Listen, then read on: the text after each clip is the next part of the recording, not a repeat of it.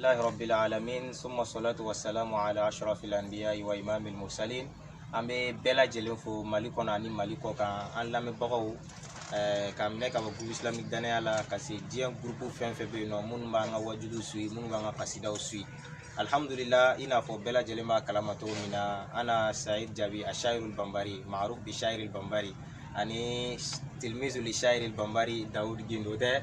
Donc ne kɔni ye n yɛrɛ ɲɛfɔ aw ɲɛna, an bɛna micro Daoud Gindo ma ale ka yɛrɛ ɲɛfɔ. Ne balimaw bi kow bɛ yen dɛ.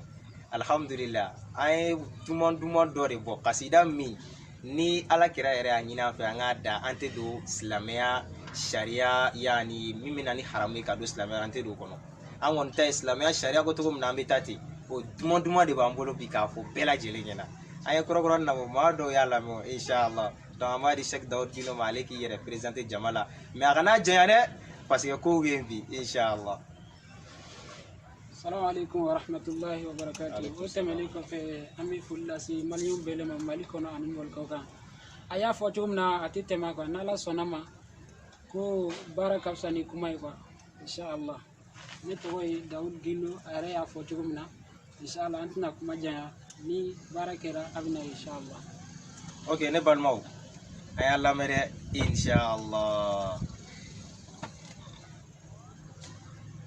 لا إله إلا الله لا إله إلا الله لا إله إلا الله محمد رسول الله لا إله إلا الله لا إله إلا الله لا إله إلا الله محمد رسول الله ما فويتنا لا ومحمدنا ديا تيريني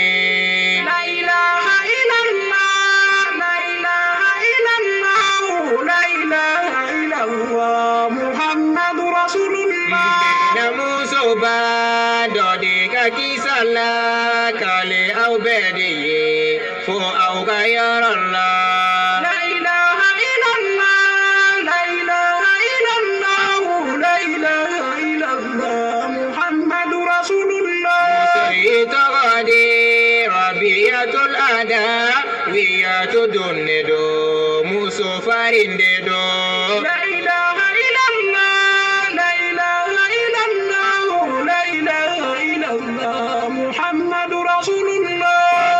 tukun kɛra limaniya jɔn ye a cɛ de fatula dugu kɔnɔ na. La ilaha illallah la ilaha illallah la ilaha illallah muhammadu rasulullah. A fɔra o de la ka taa dugu kɔfɛ a kelen bɛ yen nɔ ala bato la.